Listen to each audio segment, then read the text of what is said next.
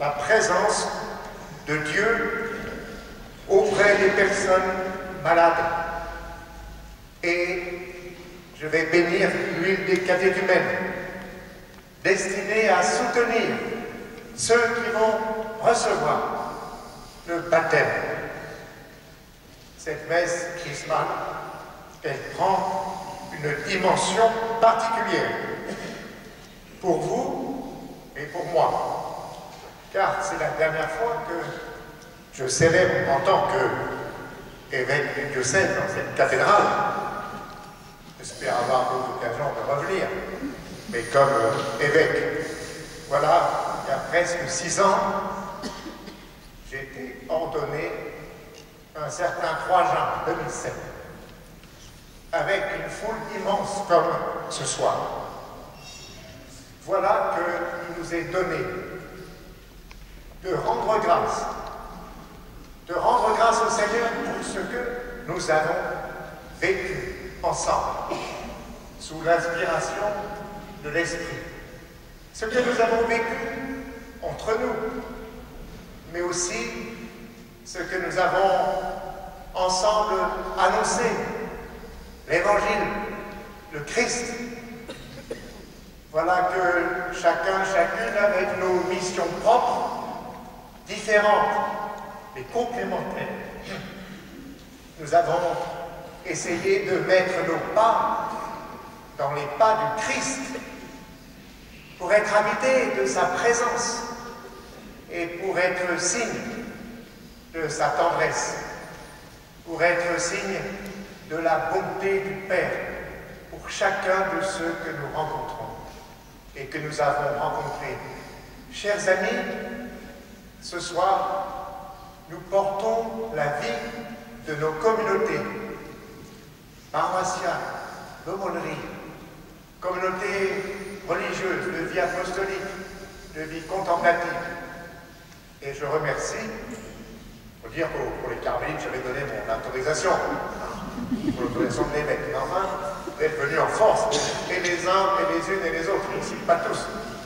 Et c'est aussi important pour la vie de notre Église diocésaine. Alors portons dans notre prière tous ceux que nous aimons, que nous connaissons, que nous rencontrons semaine après semaine. Nous les portons avec nous ce soir. Et entrons dans cette Eucharistie en accordant nos cœurs au cœur plein de tendresse et de miséricorde de celui qui ce soir nous fait signe, de celui qui ce soir nous rassemble.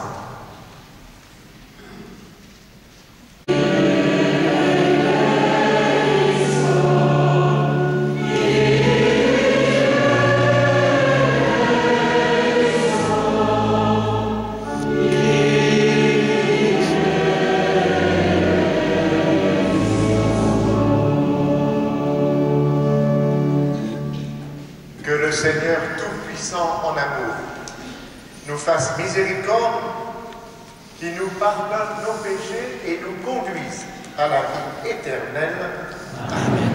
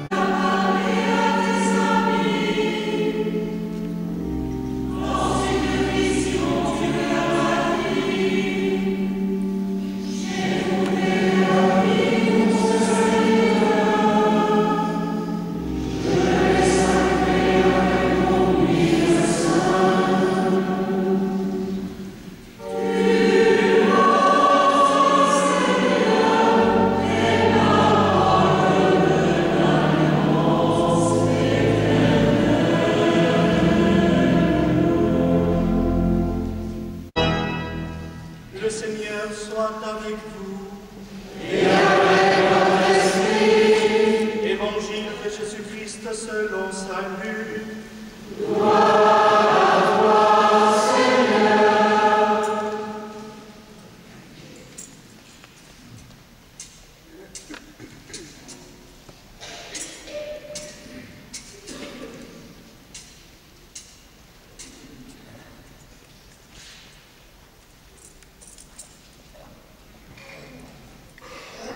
Jésus vint à Nazareth, où il avait grandi.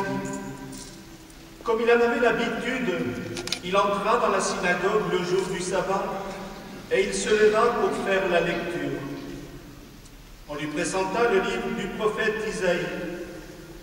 Il ouvrit le livre et trouva le passage où il est écrit « L'Esprit du Seigneur est sur moi, parce que le Seigneur m'a consacré par l'onction. Il m'a envoyé porter la bonne nouvelle aux pauvres, annoncer aux prisonniers qu'ils sont libres et aux aveugles qu'ils verront la lumière, apporter aux opprimés la libération, annoncer une année de bienfaits accordée par le Seigneur. » Jésus referma le livre, le rendit aux servants et s'assit. Tous, dans la synagogue, avaient les yeux fixés sur lui. Alors, il se mit à leur dire « Cette parole de l'Écriture que vous venez d'entendre, c'est aujourd'hui qu'elle s'accomplit. Acclamons la parole de Dieu. » Louange à toi, Seigneur Jésus.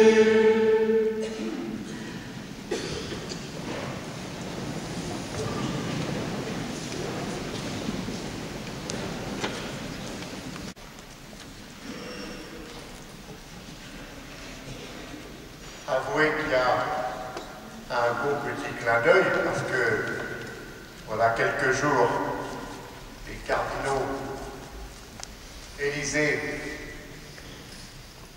François, qui était jusqu'à présent archevêque de Buenos Aires, prononce en français, en Argentine, et que ce soit Victor, notre diacre argentin, proclame l'évangile. Je trouve ça super. Mais je n'avais pas écrit ça sur le en tout cas, belle chose. Merci Victor. Surtout que Victor, tu viens de proclamer un évangile fort.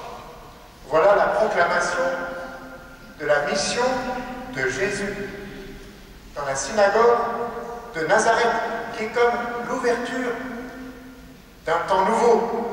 Il ne s'agit pas seulement d'une promesse, comme l'avait transmise le prophète Isaïe, il s'agit d'un accomplissement. Cette parole de l'Écriture que vous venez d'entendre, c'est aujourd'hui qu'elle s'accomplit. Et cet aujourd'hui de Nazareth devient notre aujourd'hui, dans la mission que Jésus confie à son Église. Alors que nous entrons dans la célébration du mystère de Pâques, la consécration et la bénédiction des huiles saintes dessinent comme un chemin par lequel nous sommes associés à la mission de Jésus. Par l'huile des catéchumènes, ceux qui se préparent au baptême sont fortifiés de la force même de Dieu pour affronter les combats spirituels, les combats de la conversion. Et nous les accueillons, ces catéchumènes, comme des aînés stupéfaits, émerveillés de l'œuvre de Dieu dans leur cœur. Et tous ceux parmi vous qui les accompagnent pourraient le dire aussi bien que moi. Ils ont souvent fait un chemin intense, un chemin profond, qui révèle notre propre foi.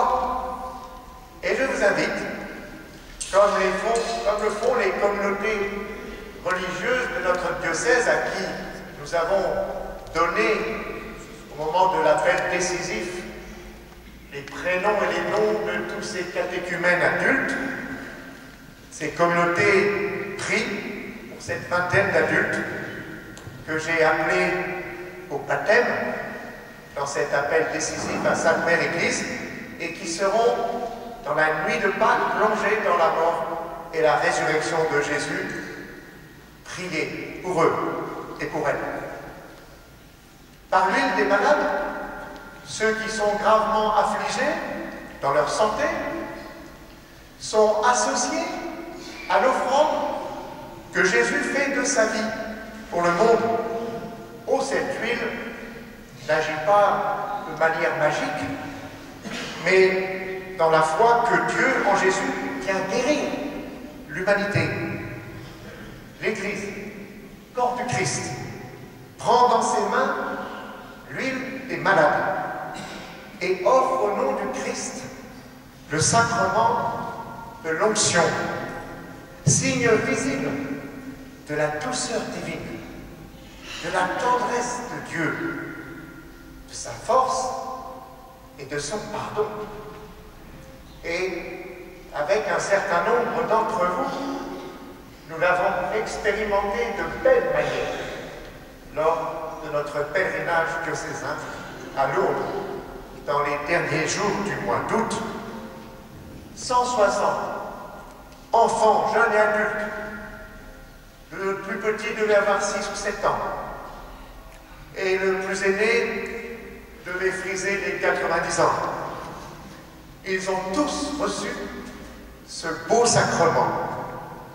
Et je sais que beaucoup, prêtres et laïcs, vous expérimentez la beauté de ce sacrement dans vos paroisses, dans vos aumôneries d'hôpitaux. L'huile des malades signifie la bonté et la présence du Christ. Alors elle implique, bien sûr, notre propre bonté et notre propre présence, notre désir d'accompagner ceux qui sont seuls et qui souffrent de toute forme de maladie, qu'elle soit physique ou qu'elle soit psychique. Et je le sais, je l'ai vu dans mes visites pastorales et vous me l'avez raconté, vous êtes nombreux à vivre cette dimension de la charité au quotidien qui ne se fait pas entendre, qui ne fait pas la une des médias. Par le Saint-Crème, les baptisés, les confirmés et les ministres consacrés, prêtres et évêques, sont imprégnés de la puissance du ressuscité. Ils sont associés à sa mission à l'égard de l'humanité. Et je ne sais pas quel sera le nom de votre futur évêque, s'il sera déjà évêque ou s'il ne sera pas encore. En tout cas, j'espère qu'à cette occasion, on n'attendra pas trop longtemps pour que Saint-Crème fasse son effet. La bonne odeur du Christ. Vous n'avez pas écrit ça non plus dans le texte que vous nommez. Mais Saint-Esprit veille. Le Saint-Crème fait de nous, chers amis, le corps du Christ. Et l'onction de cette huile consacre les baptisés et les confirme. Elle les met à part, elle les christifie. Elle les fait Christ. Rendez-vous compte. Le baptême et la confirmation font de nous le corps du Christ. Comme nous, ce soir. Le Christ qui guérit, qui apaise, qui offre la tendresse du Père dans l'Esprit Saint. Le Christ envoyé auprès des pauvres, des prisonniers, de tous ceux dont le cœur est brisé. Voilà que par la grâce des sacrements, notre participation à la vie de Jésus devient comme une actualisation de son action pour le salut des hommes. Et voilà que nous sommes les mains du Christ, les yeux du Christ, la bouche du Christ, les oreilles du Christ. Joie immense pour notre Église de recevoir cette mission et de s'efforcer de la mener à travers l'existence de chacun de ses membres. Et cette joie, nous la vivons encore ce soir, avec le presbytérium rassemblé, avec les diacres, avec les consacrés dans la vie contemplative, dans la vie apostolique, dans l'ordre des vierges consacrées. Cette joie, nous la vivons avec les fidèles laïcs de tous états de vie, en particulier les laïcs en mission ecclésiale, et tous ceux et celles qui, d'une manière ou d'une autre, ont reçu une mission particulière dans l'Église. Et cette joie, nous la vivons chaque fois que notre existence nous met au contact d'hommes et de femmes qui recherchent du sens pour leur vie, qui recherchent à être aimés, qui recherchent à l'annonce de la libération dans le Christ. Chaque fois que nous avons la possibilité de leur annoncer cette libération et ce salut, cette joie qui est la joie intime des familles fondées sur l'amour et qui transmettent à leurs enfants la bonne nouvelle du royaume. Joie de Jésus lui-même lorsqu'il voit l'Esprit enseigner les pauvres. C'est dans l'évangile de Luc. Il nous dit, Jésus exulta sous l'action de l'Esprit Saint et il dit, je te loue, Père, Seigneur du ciel et de la terre, d'avoir caché cela aux sages et aux intelligents et de l'avoir révélé aux tout petits. Voilà qu'à notre tour, avec Jésus, nous pouvons exulter de joie en constatant la puissance et le dynamisme de l'évangile du Christ dans la Manche. Chacune de nos communautés, quand elle s'ouvre au dynamisme de l'Esprit du Christ, découvre cette joie partagée. Et comme chaque année, et particulièrement ce soir, la messe chrismale, qui est un rendez-vous important de la vie diocésaine. Cette messe chrismale est pour moi une occasion privilégiée de célébrer avec tous, mais tout particulièrement avec des prêtres du diocèse. Et je voudrais m'adresser à vous. Nous allons renouveler ensemble les promesses de notre ordination. Et je veux le dire encore une fois, j'aurai d'autres occasions de le dire, mais de manière officielle, ma grande affection et ma forte gratitude pour votre collaboration précieuse. Même si à certains jours, oui, le poids du jour et la fatigue sont lourds à porter, je le sais. Et je rends grâce, et nous rendons grâce ensemble pour votre disponibilité et pour la joie que vous m'avez donnée et que vous donnez et que vous donnerez à l'Église. J'ai été heureux d'ordonner prêtre 6 d'entre vous. Puis nous unissons à notre prière tous ceux qui sont tenus éloignés de nous, soit par la mission, je pense par exemple à Michel Pantin, aussi en Argentine, comme quoi, je pense à, c'est un beau cadeau de notre diocèse, je pense aussi à Christophe Boudérault, qui est dans les régions difficiles, au Gabon aujourd'hui, je pense à Henri Valençon, en Israël, Terre Sainte, sans doute à d'autres aussi. Et je pense aussi à tous ceux qui sont atteints par la maladie ou par les handicaps de l'âge et qui sont en profonde communion avec nous ce soir. Je pense aussi à vous, chers amis diacres.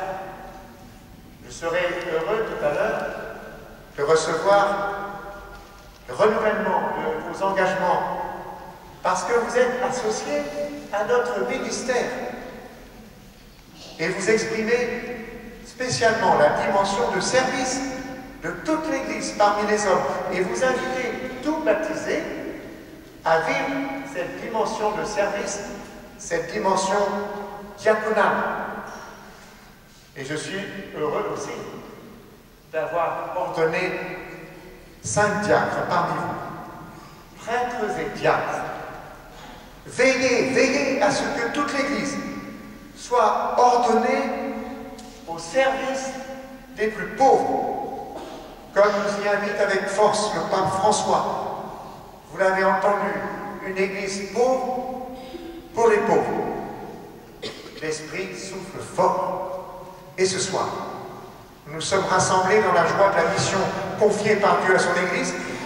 Je voudrais adresser un dernier appel solennel aux jeunes, ceux qui sont là ce soir, ceux de vos familles, ceux de vos communautés. Soyez comme des relais auprès d'eux.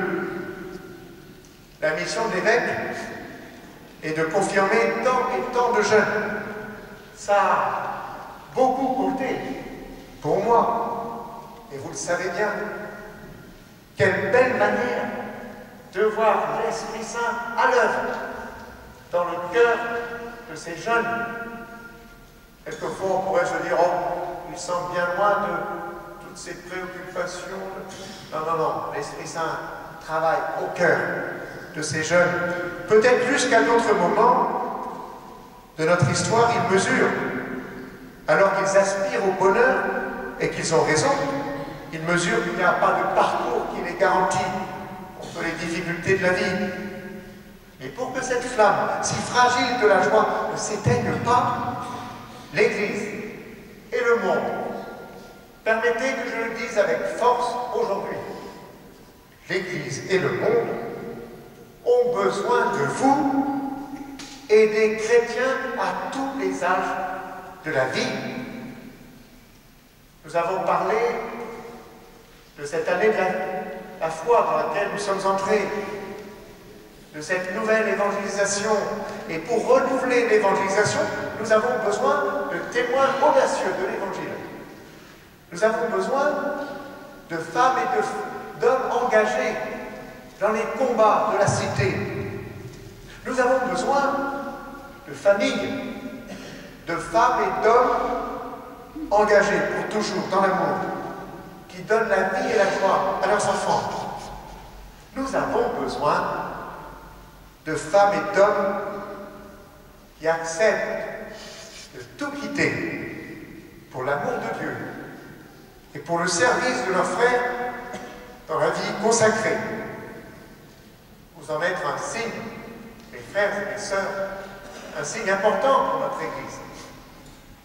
Et il y a 2 heures à peine, je pensais en particulier aux sœurs du monastère de Valognes, bénédictines, parce que j'ai appelé sœur Henriette, la prieure du monastère de Koubri, en Burkina Faso, pas très loin de Ouagadougou, pour évoquer ce 50e anniversaire de la fondation de ce monastère, grâce à l'Esprit Saint et grâce au monastère de Valognes.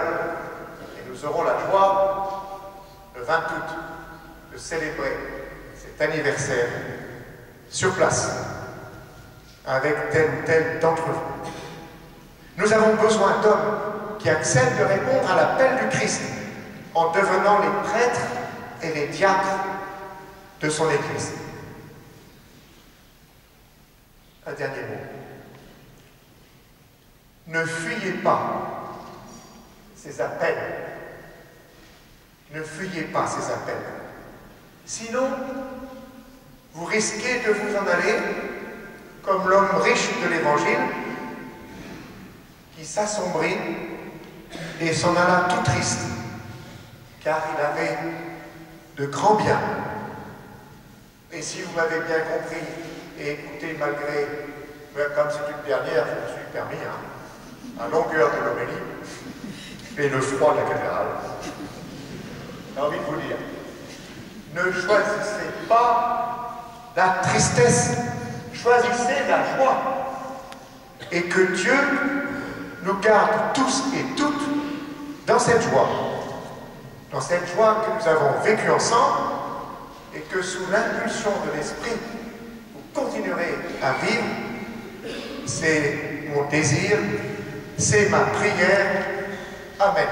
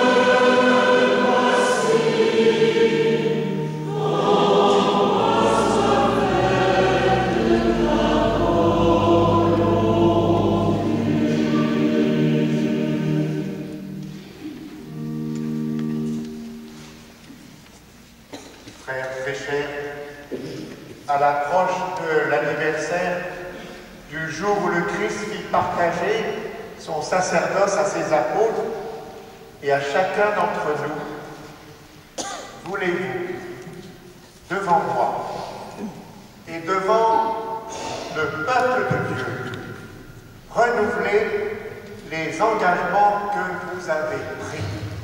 Oui, je veux. Au jour de notre ordination sacerdotale, par amour du Christ et pour le service de son Église, nous avons reçu la charge du ministère qui nous était confié. Voulez-vous vivre toujours plus unis au Seigneur Jésus et chercher à lui ressembler en renonçant à vous-même et en restant fidèle aux engagements attachés à notre mission dans l'Église? Oui, je veux. Nous devons être les intendants fidèles des mystères de Dieu par l'annonce de la parole, par l'Eucharistie et par les autres célébrations liturgiques. Voulez-vous, à la suite du Christ, notre chef et notre pasteur, accomplir ce ministère avec désintéressement et avec charité? Oui, je veux.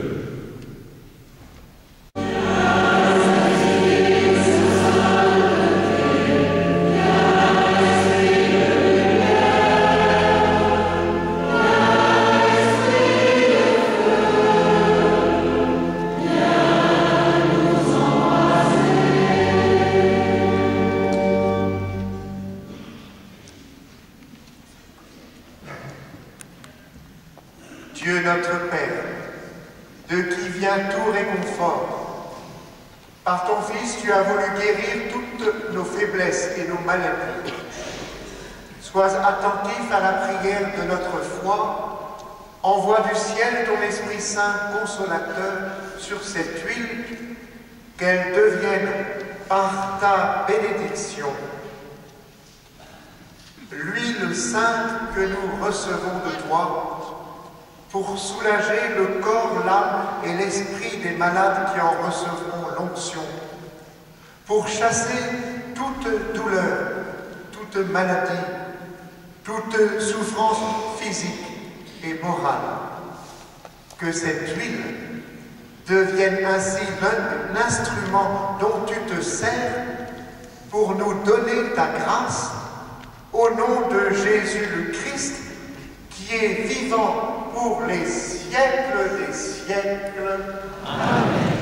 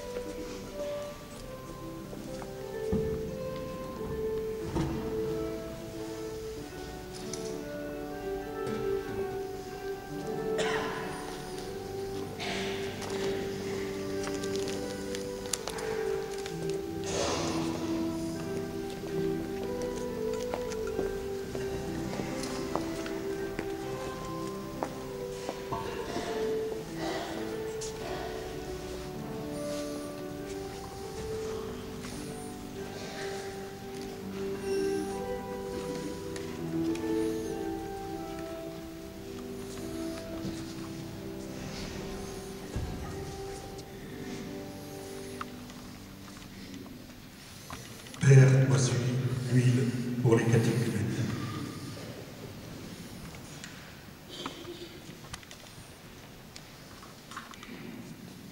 Prions, frères, pour que cette huile des catéchumènes renforce la foi en Christ de tous les enfants, les jeunes et les adultes qui se préparent à recevoir le sacrement de baptême.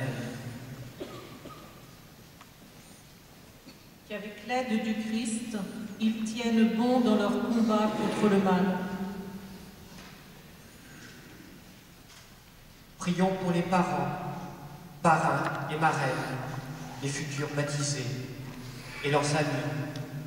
Prions aussi pour les personnes qui accompagnent ceux qui se préparent à recevoir un sacrement, qu'ensemble, ils les aident à tenir bon dans la foi. Prions aussi pour tous ceux qui participent à l'éducation de la foi dans la catéchèse et les mouvements chrétiens.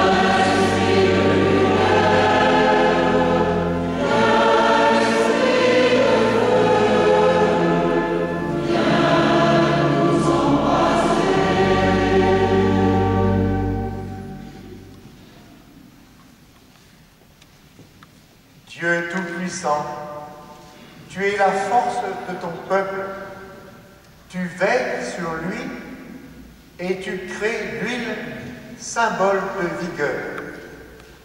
Daigne bénir cette huile.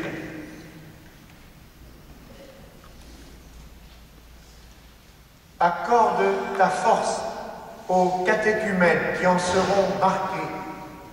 Recevant de toi intelligence et énergie, ils comprendront plus profondément la bonne nouvelle et ils s'engageront de grand cœur dans les luttes de la vie chrétienne. Rendus capables de devenir tes fils, ils seront heureux de naître à nouveau et de vivre dans ton Église. Nous te le demandons par Jésus, ton Fils, qui est vivant pour les siècles des siècles. Amen.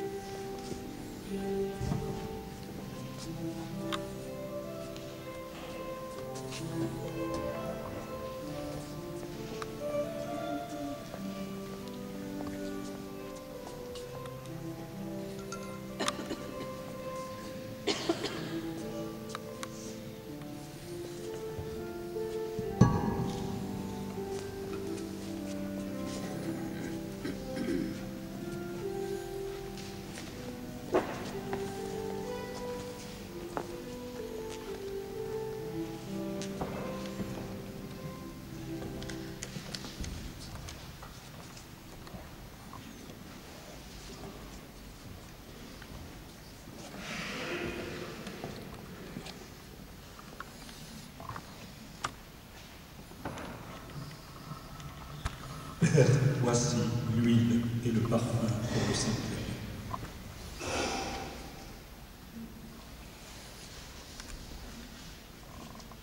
Prions, frères, pour que l'huile sainte que l'évêque va maintenant consacrer apporte à tous ceux qui en seront marqués le nom de Dieu.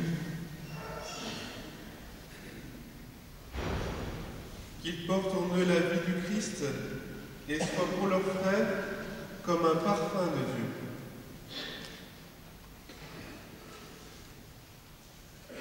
Prions pour tous ceux qui consacrent leur vie au service de l'Église. Évêques, prêtres, diacres, religieux et religieuses.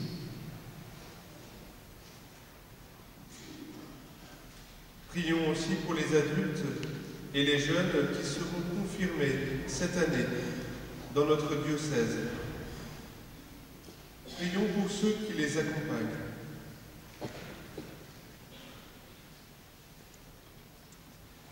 Prions encore pour tous les laïcs qui participent à l'évangélisation du monde sur leur lieu de travail, dans leurs loisirs et leurs rencontres.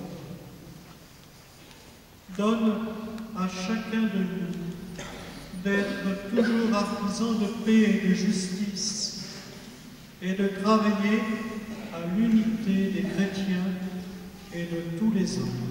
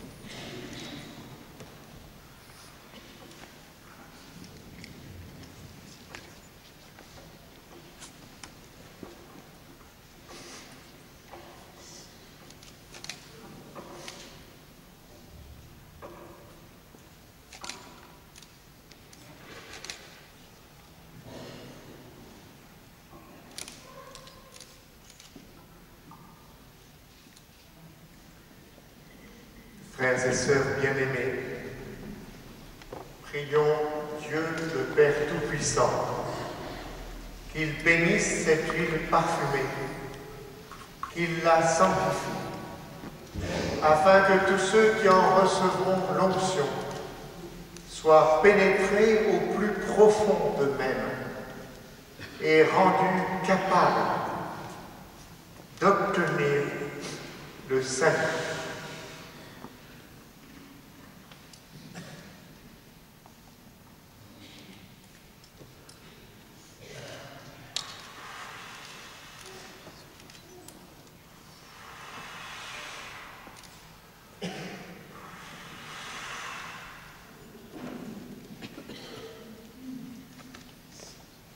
Dieu qui a institué les sacrements et donne la vie, nous te rendons grâce pour ton incomparable bonté.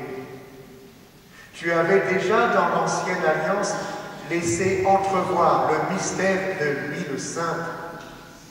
Et lorsqu'est venue la plénitude des temps, tu lui as donné tout son éclat dans le Christ, que tu as présenté comme ton Fils unique lors de son baptême par Jean dans le Jourdain. Tu révélais ainsi en Jésus de Nazareth le prophète envoyé pour annoncer la bonne nouvelle aux pauvres le souverain prêtre qui rachèterait les hommes dans son sang, le pasteur qui les conduirait aux sources de la vie. En effet, lorsque ton Fils, notre Seigneur, eut sauvé le genre humain dans le mystère de sa Pâque, il remplit son Église de l'Esprit Saint avec la merveilleuse abondance de ses dons, afin qu'elle puisse achever dans le monde l'œuvre du salut. Depuis, par le mystère du Saint-Crème, tu accordes aux hommes les richesses de ta grâce. Ainsi, tes enfants, après être renés dans l'eau du baptême, sont fortifiés par l'action de l'Esprit et rendus semblables au Christ. Ils participent ainsi à la fonction prophétique, sacerdotale et royale du Christ.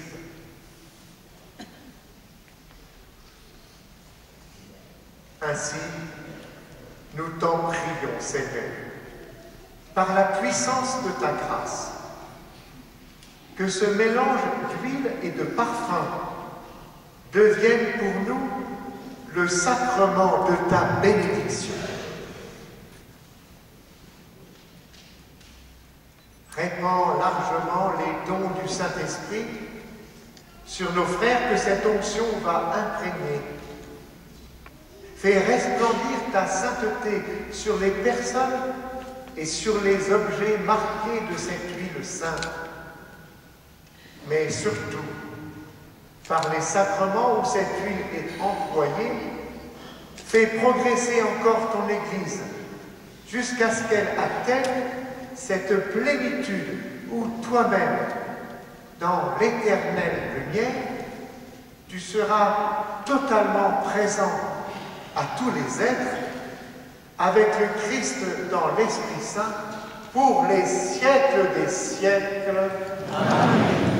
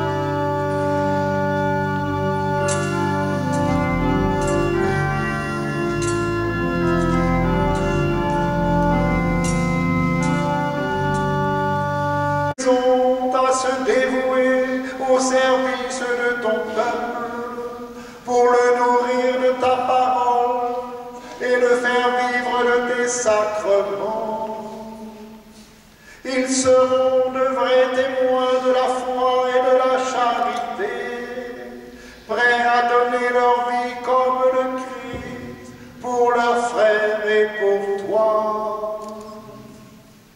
Voilà pourquoi, Seigneur, avec les anges et tous les saints, nous proclamons ta gloire en chantant.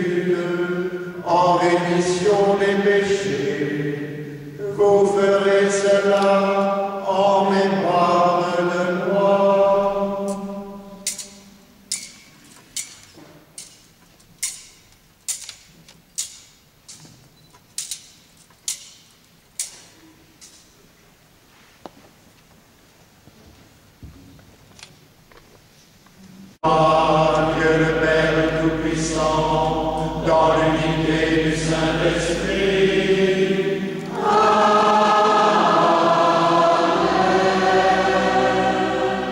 Tout honneur et toute gloire pour les siècles des siècles.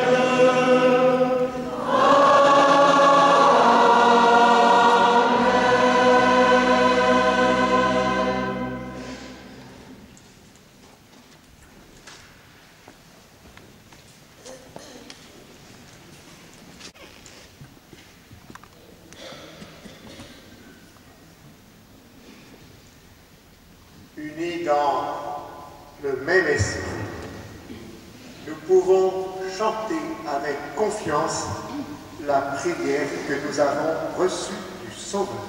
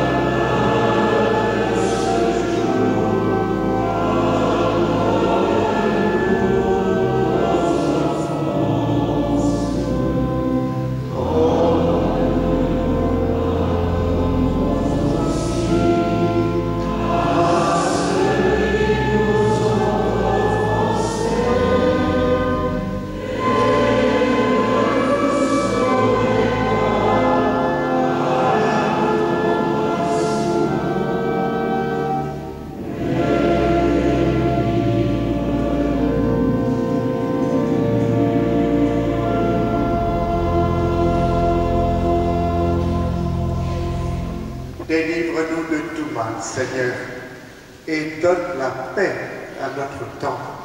Par ta miséricorde, libère-nous du péché. Rassure-nous devant les épreuves en cette vie où nous espérons le bonheur que tu promets et l'avènement de Jésus-Christ, notre Sauveur.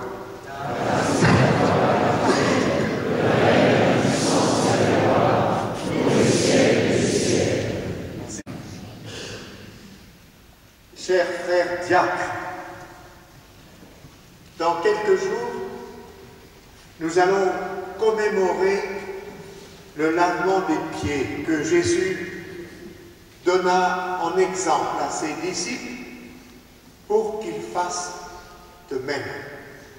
Aussi, je vous invite à renouveler devant moi et devant tout le peuple de Dieu les engagements que vous avez pris au jour de votre ordination. Chers amis, voulez-vous vivre toujours plus unis au Seigneur Jésus et chercher à lui ressembler en renonçant à vous-même, en étant fidèles aux engagements attachés à la charge ministérielle que vous avez reçue par amour du Christ et pour le service de son Église au jour de votre ordination diaconale? Oui, je veux.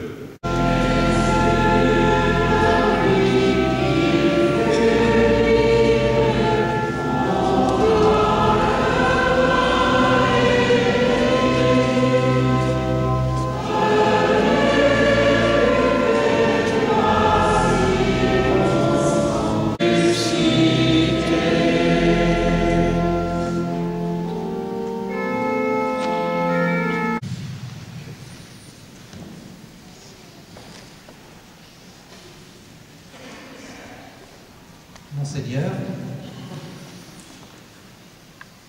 comme ce n'est pas mon seul que je parle, je me permettrai d'employer le pouvoir. J'aurais peut-être du mal jusqu'au bout. Si je m'exprimais en normand, ce qui serait naturel, maintenant que vous vous êtes bien inculturé et que vous connaissez parfaitement la langue normande, eh bien, mon intervention serait vraiment très très brève, ce qui nous permettrait d'aller plus vite dans le déambulatoire pour le vin d'honneur. Je me contenterai alors de dire, comme pour merci pour ces 6 ans, et en action et invitation à l'action de grâce, ben oui, votre épiscopat à Coutances-et-Avranches, c'était pas mal.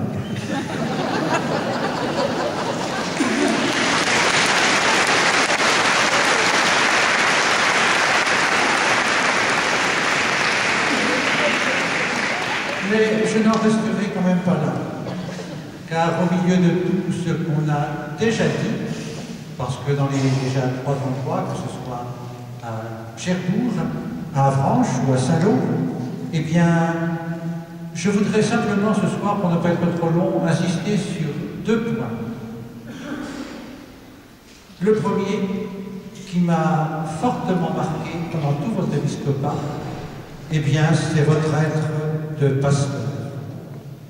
Un pasteur qui a le souci de connaître ses brebis, celles et ceux auxquels il est envoyé et dont il a la charge. Et de tout faire. J'ai pu le remarquer continuellement, tout ce qui était en votre pouvoir pour les aider dans tous les domaines de leur vie. Et leur permettre alors de découvrir, après parfois de longs cheminements, ce qui est essentiel, ce qui est vital dans leur vie, l'amour infini de Dieu pour eux, cet amour fou révélé en Jésus-Christ, Fils de Dieu et Fils de l'homme. Amour non seulement pour l'humanité en général, mais pour chacune et chacun en particulier. Je crois que Dieu seul sait, le conseil épiscopal a pu quand même un peu le mesurer, les heures que tu auras consacrées à ce souci de tous et de chacun. Je crois que les visites pastorales en sont une illustration. beaucoup de personnes ont d'abord été très surprises que tu demandes à les rencontrer. Et puis après, elles ont compris que c'était bien ton âme de pasteur qui avait le souci de tous et de chacun. Des hommes en particulier, mais des hommes aussi au sein de leur travail, dans leurs entreprises, et avec tout ce qui fait la vie humaine aujourd'hui. Ça, c'était le premier point, mais il me paraît vraiment très important, et je crois que tout le conseil épiscopal pourrait en témoigner très largement. Les longues heures passées, pour s'intéresser à tous et à chacun.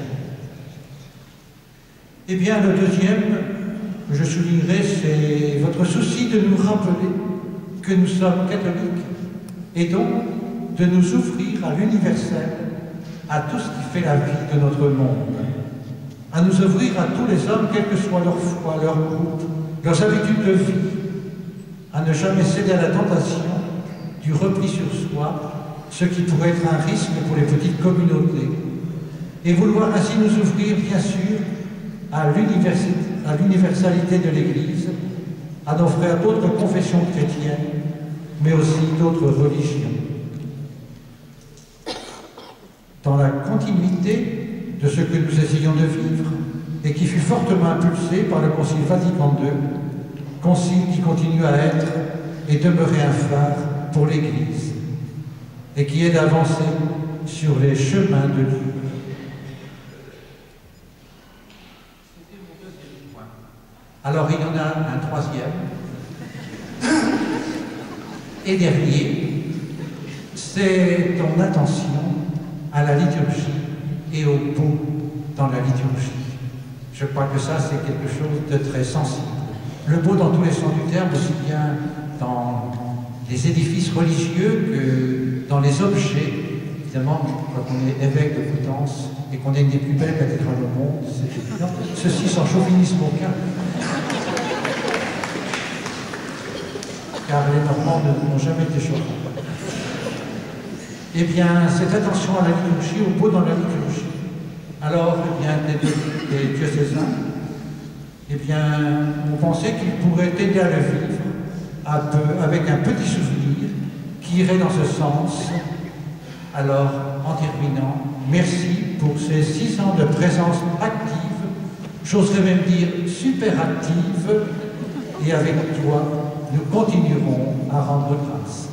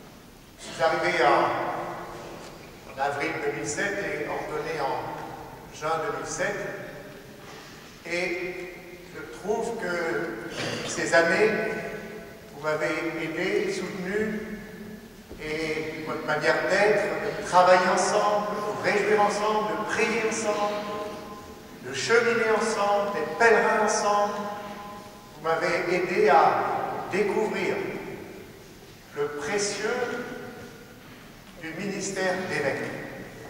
Et j'ai envie de vous dire, avec simplicité, non sans une pointe d'émotion, mais je ne sais pas trop cacher mes sentiments, aussi bien quand je pleure que quand je ris, eh bien, vous m'avez aidé à découvrir ce ministère que j'ai souvent rappelé.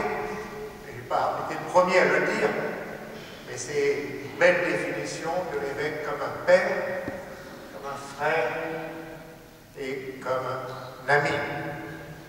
Et nous sommes entrés en conversation les uns avec les autres, et ensemble nous sommes entrés en conversation avec ceux qui nous entourent.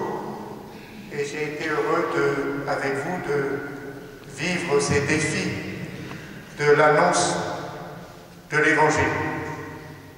Et je le disais aux animateurs de jeunes peu de temps après être arrivé que je crois que nous sommes de nouveau, et de manière nouvelle, un peu au temps des fondations, à l'image de Paul. Et je sais que les défis pour annoncer l'Évangile, ils sont importants. Et cette année de la foi, elle est une belle occasion d'approfondir notre amitié avec le Christ, notre fidélité, et tout ce qui se vit et qui va se vivre. Je pense en particulier à cette grande récollection le 12 et 13 avril à Saint-Lô, où mon frère Georges Pontier, archevêque de Marseille, va venir nous encourager.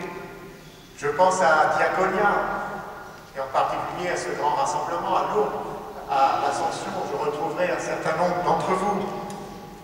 Et je sais, et c'est votre foi à tous et à toutes, que l'Esprit Saint va continuer de souffler. Alors j'ai envie de vous dire, laissez-vous guider par lui, et vous serez, plus que jamais, des lettres du Christ, comme le dit Paul, et comme moi-même je vous l'ai écrit.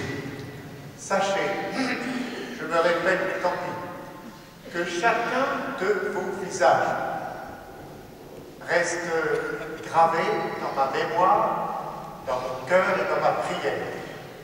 C'est pour ça que la procession d'entrée a un peu de mal, parce qu'en vous regardant les uns et les autres, vous disiez mais que de rencontres, que de dialogues, que d'échanges, que de prières ensemble. C'est quand même beau, l'Église. C'est beau d'être rassemblés en communauté. Alors merci pour cette amitié que vous m'avez témoignée. Beaucoup d'entre vous m'ont écrit des mails, des lettres. Certains se disent heureux, il nous a répondu. D'autres, a-t-il perdu ma lettre ou mon mail? Non. Je prendrai mon temps, mais je répondrai à tous et à toutes. Laissez-moi un peu de temps. Parce que le temps de l'Église, tout simplement le temps de Stanislas, n'est pas le temps des médias.